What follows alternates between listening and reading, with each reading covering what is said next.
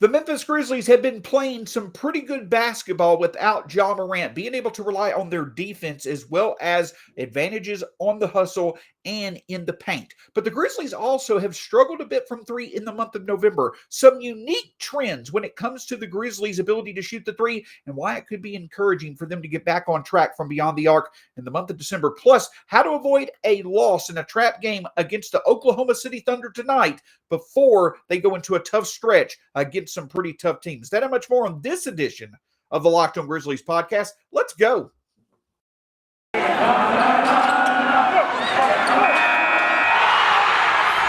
are Locked On Grizzlies, your daily Memphis Grizzlies podcast, part of the Locked On Podcast Network, your team every day.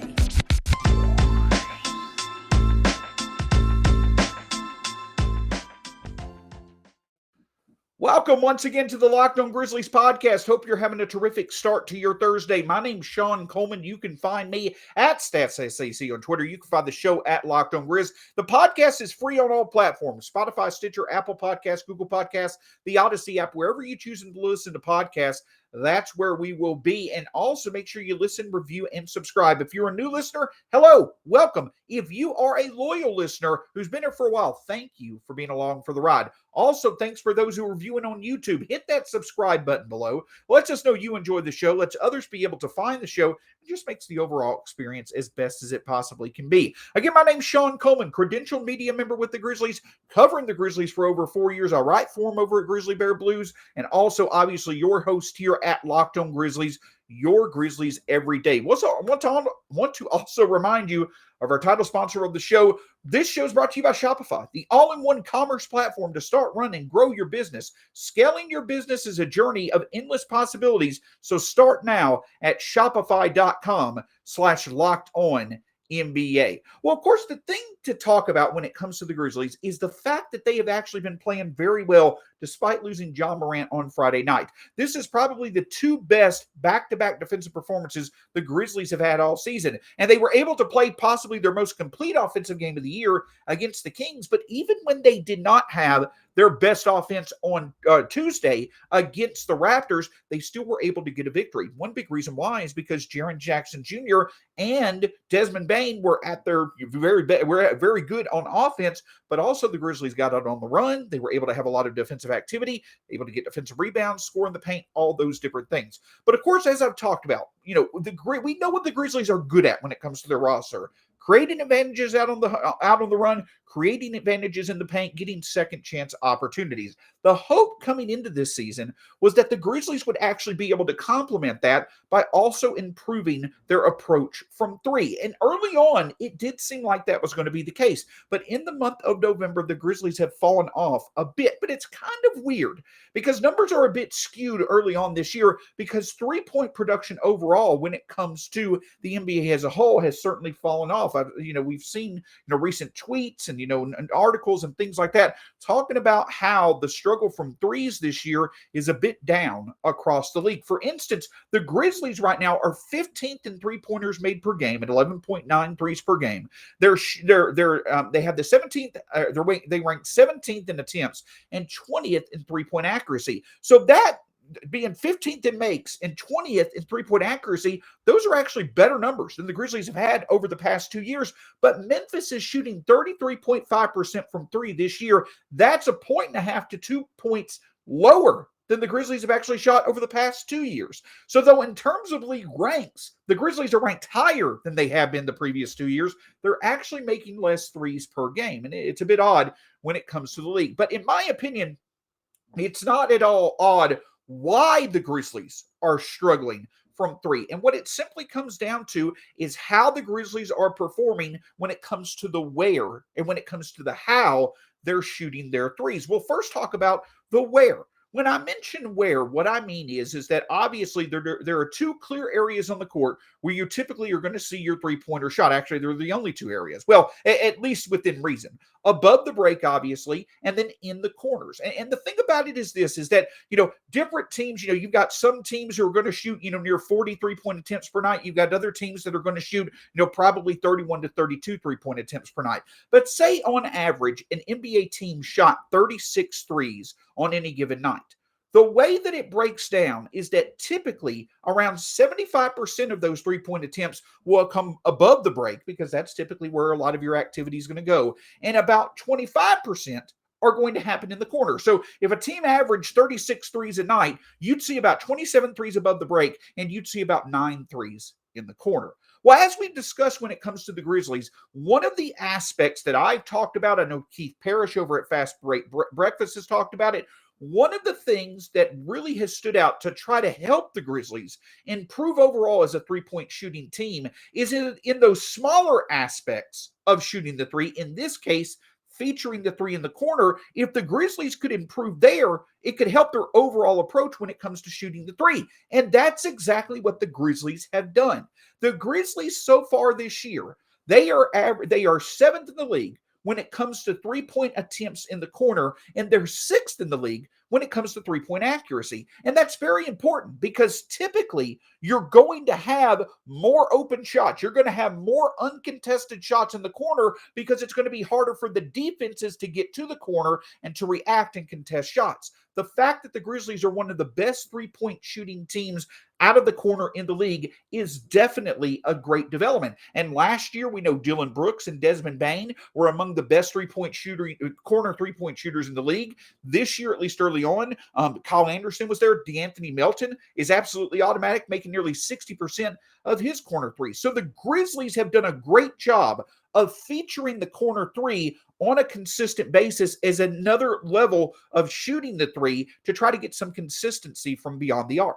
But the problem is that once again, those corner threes typically are only making up 25% of the overall three-point attempts for the Grizzlies per game. They're averaging around 26 above the break threes per game. And whether it be pull-up, whether it be in transition, whether it be catch and shoot, the reason why the Grizzlies right now are still, despite their production from the corner, why they're still struggling overall shooting the three, or at least to where or at least right now they're still in an area where they want to improve, is that they're 27th in the league and above the break threes. When it comes to shooting in the area of the court where teams normally shoot, the Grizzlies are 27th in the league right now in shooting those threes. And the thing about it is that typically is the area where you do want to produce, because again, that's on average where about 75% of each team's threes are attempted, whether it be pull-up, transition, catch and shoot. The goal is to be able to find opportunities to where you can make shots from above the break, and then be able to support that by finding the occasional shot from the corner three. So as good as the Grizzlies have been from the corner, as great as it is to see for them improving their overall production from the corner, it's negated, because while they're arguably a top 5 team in the corner where 25% of their three-point shots come from, they're a bottom 5 team in accuracy above the break where 75% of their threes come from. So the Grizzlies are going to need to improve making shots where typically they're going to shoot the threes more frequently. And there could be variance that plays into this, but there's also the fact that the Grizzlies need to make more uncontested shots as well. The Grizzlies right now are not making high percentage threes at the level that they would like to. Yes, it could be that they're just not falling, but also making sure that they're getting their form right, making sure that they're focusing on finding high percentage shots. Those are things that are going to lead to them being better when it comes to making three-point shots. So it's great that the Grizzlies have been so productive from the corner. It's great to see that so many different options on the roster can hit that corner three. But the way that is meant to be beneficial is to support the Grizzlies also making the expected number that they want to make above the break, which is where they're going to have to get better. But of course, the where only has a part to do with how well a team shoots the three. The how also matters. And for the Grizzlies to get better when it comes to their overall ability to make above the break threes, they're also going to have to get better when it comes to making those assisted threes. We'll talk about that in just a moment. But first, I want to talk about the title sponsor for our show, and that is Shopify. And if you've not heard of Shopify before, it's perfectly fine. But in case you don't know, Shopify is a complete commerce platform that lets you start, grow, and manage a business. The subscription-based software allows anyone to set up an online store and sell their products. Shopify store owners can also sell in physical locations using Shopify point of sale systems or Shopify POS or point of sale app and accompanying hardware. Shopify gives entrepreneurs the resources once reserved for big business. So upstart, startups, and established businesses alike can sell everywhere, synchronize online and in-person sales, and effortlessly stay informed. Go to Shopify.com right now /LockedOnNBA, all lowercase, for a free 14-day trial and get full access to Shopify's entire suite of features. Go grow your business with Shopify today. Go to Shopify.com /LockedOnNBA right now. Shopify.com /LockedOnNBA. Listen, when it comes to betting and wagering on the Grizzlies, I'm sure it could probably be a bit frustrating with how up and down they've been this season. But if you enjoy wagering and betting in general, now's a great time to do it. The holiday season brings with it so many great opportunities to be able to enjoy. You've got the home stretch of the NFL season, bowl games galore coming up, including championship games, the Heisman Trophy, and bowl games when it comes to college football, and of course the NHL as well. But whatever you like to bet or wage on, go to betonline.ag, your number one source. If there's a new and improved website, you can use it on your mobile app, use it on your laptop. But if you go to betonline.ag, you put in the promo code Locked On, you'll get a 50% welcome bonus on your first deposit. Again, whatever sport or whatever game you like to bet on, make sure you use betonline.ag for your best experience as possible. Obviously, the Grizzlies are going to be playing a fun game tonight, facing off against Shai Gilgeous-Alexander and the Oklahoma City Thunder. On tomorrow's episode of the Locked On Grizzlies, we'll talk a bit about the game itself, obviously, recap that game, but also look into some fun aspects of how there are different ways to go about rebuilding, the way the Thunder are doing it versus the way the Grizzlies are doing it. It's not necessarily saying either way is wrong, but what are the bright spots of both ways that the Thunder or Grizzlies are really trying to put together a long-term core for sustainable success? That and much more on tomorrow's edition of the Locked On Grizzlies podcast. So we're talking about how the Grizzlies can improve their overall three-point shooting to support an offense to make it more consistent, especially with Ja Morant being out. And we're talking about some unique trends, how the Grizzlies are showing improvement in areas that we have discussed for years now that they really needed to feature to get more consistent from three. But unfortunately, while they're showing improvement in those areas, it's where they shoot. It's how they shoot the three most consistently that they're struggling. For instance, I just talked about it. The Grizzlies are a top 5 team, arguably, right now when it comes to corner three-point production in games. But they're also a bottom 5 team when it comes to three-point production from above the arc. The problem is that where the Grizzlies are struggling, that's where 75% of their threes will occur on the court versus where they're having success, where only 25 of their threes will come from. That's the where aspect of shooting the threes. Well, a similar trend comes into play with the how the Grizzlies are shooting their threes. And in this instance, what I mean, I'm talking about the ability to shoot assisted threes versus unassisted threes. Another way of putting it is catch and shoot three-point opportunities versus pull-up three-point opportunities. And that's a theme that I've talked about and many others have talked about basically since the Grizzlies have been in Memphis for years, decades now even. We've all talked about how the one thing that wasn't there during the Grizzlies' first 3 years as a playoff team, the one thing that wasn't there during the grit and grind era, the one thing that's needed for this next generation of Grizzlies is a reliable or multiple reliable shot creators from distance who can hit the three consistently. Now, we certainly are seeing improved talent from players like Ja Morant, D'Anthony Melton, Desmond Bane, Dillon Brooks, and others who are improving shooting, or who are improving in terms of not only creating their shot, but the accuracy when they create their own shot. And numbers are backing that up. Much like the Grizzlies are shooting very well when it comes to corner threes, they're actually shooting very well on pull-up threes as well. The Grizzlies right now rank 8th in the NBA in accuracy in pull-up three-point percentage. They are 8th in the NBA. During the 1920 season, the 2019-2020 season, just 2 years ago, the Grizzlies were last in the league on pull-up three-point accuracy. This year, they're 8th. So the Grizzlies have made a good improvement. They've made a very big improvement when it comes to shooting the three on pull-up three-point opportunities.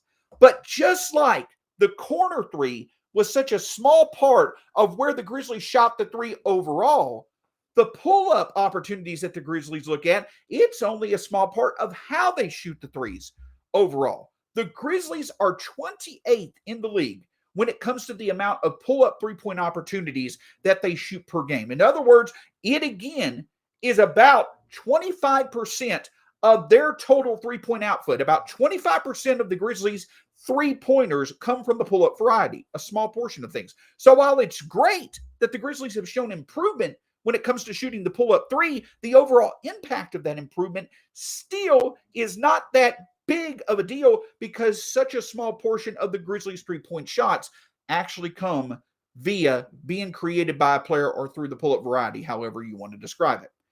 Where the Grizzlies do feature the three-point shot, where they do create or how they do focus on making or shooting three-point shots is catch and shoot opportunities. The Grizzlies are 10th in the league when it comes to catch and shoot three-point attempts per game. And again, when you look at how many of the Grizzlies' threes per game are catch and shoot opportunities versus how many are pull-up threes, about 75% of the Grizzlies' threes per game are catch and shoot. About 25% are pull-up opportunities. And where did the Grizzlies rank on catch and shoot accuracy right now?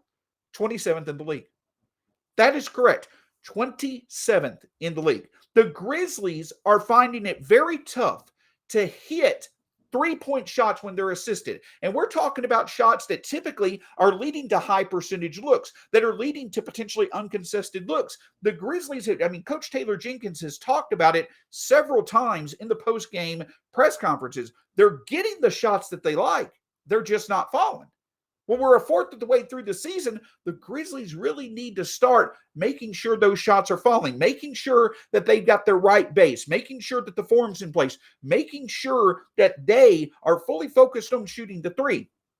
The Grizzlies are finding the opportunities that they're looking for, but finding those opportunities are only as good as if you're consistently making them. And the Grizzlies do need to improve their ability in catch and shoot three-point opportunities. So that's what it comes down to. When it comes to the Grizzlies' three-point struggles, they are improving in the supporting areas of shooting the three, whether it be in the corner where they're a top 5 team in the league or in pull-up opportunities. The areas where we've talked about they really need to improve to make the three-point shot more consistent, the Grizzlies are doing that, and it's great to see. But unfortunately, the progress that the Grizzlies have made in those areas are negated by the fact that the Grizzlies are struggling mightily right now from the sources where the majority of their threes come from. And that's what the Grizzlies are really going to have to focus on doing. They're going to have to focus on getting better at making threes when it comes in the form of how they most frequently do, whether it be above the break or in catch and shoot opportunities. But here's the encouraging thing. Typically, you're going to find that catch and shoot opportunities are going to usually be made at a higher percentage than pull-up opportunities. And right now, that's where the real unique trend comes in place. Along with the Cleveland Cavaliers and the Oklahoma City Thunder, the Grizzlies are one of only 3 teams right now that have a better accuracy, 35.1% on pull-up three opportunities than they do on catch and shoot opportunities at 32.6%. Typically, NBA teams are going to shoot better in catch and shoot opportunities than pull-up opportunities because logically the ball is going to move faster than humans are. And so the ball movement will allow, in catch and shoot opportunities, will allow for there to be more space to shoot the three for teams than someone creating their own shot. Another thing is that last year, the Grizzlies shot 36.2% from three on catch and shoot opportunities. This year, they're at 32.6.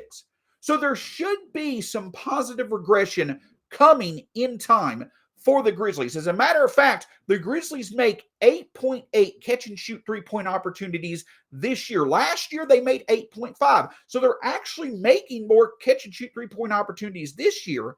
But the reason why there's a lower percentage is because they're attempting 3 more catch and shoot opportunities per game. What all those numbers mean is that the Grizzlies are finding their shots more often. They're finding more favorable looks now through ball movement and catch and shoot opportunities than they have in the past. the shots just have to start falling.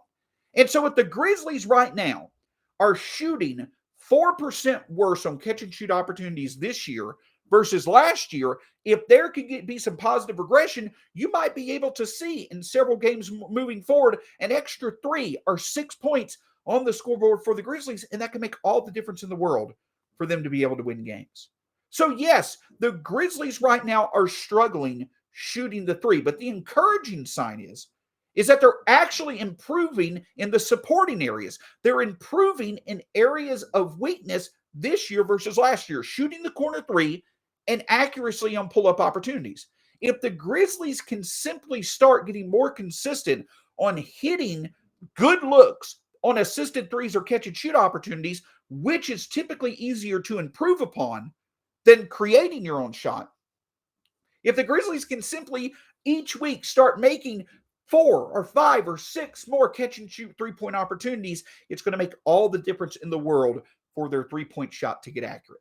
So yes, they are struggling a bit right now. There are some pretty unique trends when it comes to why exactly they are struggling, but the encouraging sign is that if the Grizzlies can simply get back now, when they're a better overall three-point shooting roster, if they can simply get back now to making the easier version of shooting the 3 and catch and shoot opportunities, which we expect positive regression to eventually occur, that will allow for them to be that league average level that they want to be shooting the 3, which will certainly be a big boost to their offense, especially with Ja Morant being out. But in terms of the Grizzlies' play with Ja Morant out, once again, they have been playing quite well. But besides the fact that they've been playing well and have beat the Kings and the Raptors, a tough matchup waits for them tonight against the Oklahoma City Thunder. And I simply call it a trap game because even without Ja Morant, this is a game that the Grizzlies should win. But last March, we ran into a similar situation in which the Grizzlies got burned in a trap game. And that same threat, I do think, exists tonight against the Thunder. I'll discuss that in just a moment. But the other thing I want to discuss with you is that we all love making subscriptions. We all love trying things out when it comes to, magazine or online subscriptions. Maybe it's a source of articles that you want to read. You want to try it out, whatever it may be. You want to try it out for just a small period of time, though, for free before you start being charged. But did you know that those free trials are basically a scam? Did you know that they renew without your consent? It's a business scam out to get you.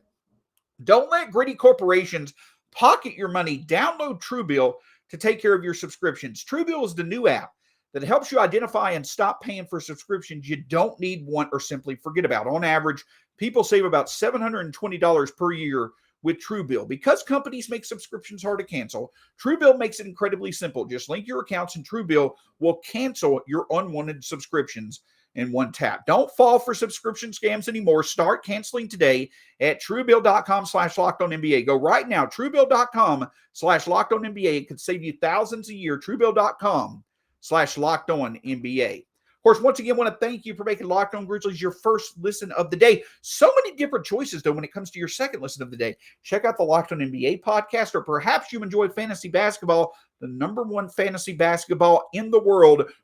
Locked On Fantasy Basketball with Josh Lloyd. Check that out for all your fantasy basketball needs. So the Grizzlies, once again, go into a game where they're riding good vibes. They're riding good momentum after beating the Kings and after beating the Toronto Raptors. And as I discussed yesterday, December is a very, very critical month for the Grizzlies, with the fact that in the 4 through 10 spots in the West right now, or at least coming in to Wednesday night's games, there is only a half game difference between the 4th and 10th teams. Only a half game separates 7 teams in the West. And the Grizzlies have 2 games against the Mavericks. They have 2 games against the Trailblazers and 2 games against the Lakers each. And all 3 of those teams are jumbled up in that group of 7, plus 2 games against the Sacramento Kings, who are right below that tier at number 11 in the West. And then they also have a game against the 2 best teams in the NBA, in the Suns and the Phoenix Suns and the Golden State Warriors. So the Grizzlies are going to have plenty of games this month where they're either going to be playing teams of similar talent level or more talent level. And what that means is that if the Grizzlies want to keep pace, if they want to make the most of this month, even without Ja Morant, they got to do well. They got to get the victories that they're supposed to get, and that starts tonight against the Oklahoma City Thunder. Now, the Oklahoma City Thunder played last night. They lost 114 to 110 versus the Houston Rockets. And so while that may give you a bit of encouragement, I don't necessarily know if I would be that too encouraged, because there were a few very important players for the OKC Thunder that set out the game. Darius Bazley, Derek Favors, Josh Giddey, Mike Muscala, Kendrick Williams. It's going to be interesting to see which of those players may be playing tonight. It seems like that a few of them were out due to illness or ankle injuries, what have you. So it's going to be interesting to see how many of those players may be available tonight versus the Grizzlies. Make sure to stay updated on who will be available. But one player that is available for the Oklahoma City Thunder, and one player who definitely did a great job against the Grizzlies in leading the Thunder to an unexpected win last March, is Shai Gilgeous-Alexander. He was out for a few weeks back towards the 1st of November, but he's back in full force now. 39 points last night on 12 of 26 from the field. One of the best young talents in the NBA is Shai Gilgeous-Alexander. So while it's a good thing for the Grizzlies' chances that the Thunder played just last night, they will be on the second half of a back-to-back on the road.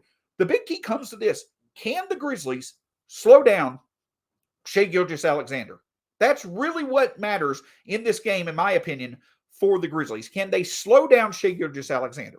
But the other thing that stands out along with that is making sure that the Grizzlies' ability to defend the three, like they've shown over the past two games, it shows up once again.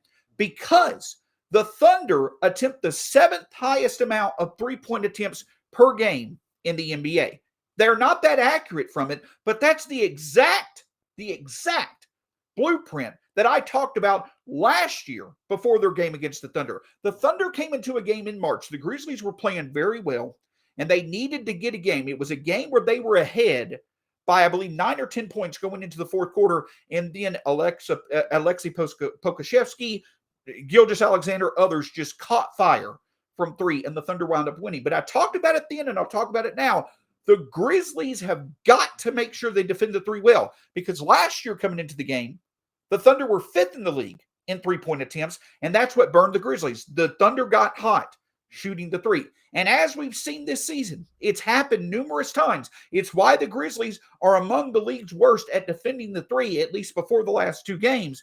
You can't allow the Thunder to be able to catch fire. Like so many teams that had not been doing well shooting the three, they finally had their breakout game against the Grizzlies. The Grizzlies must avoid that happening tonight against the Thunder.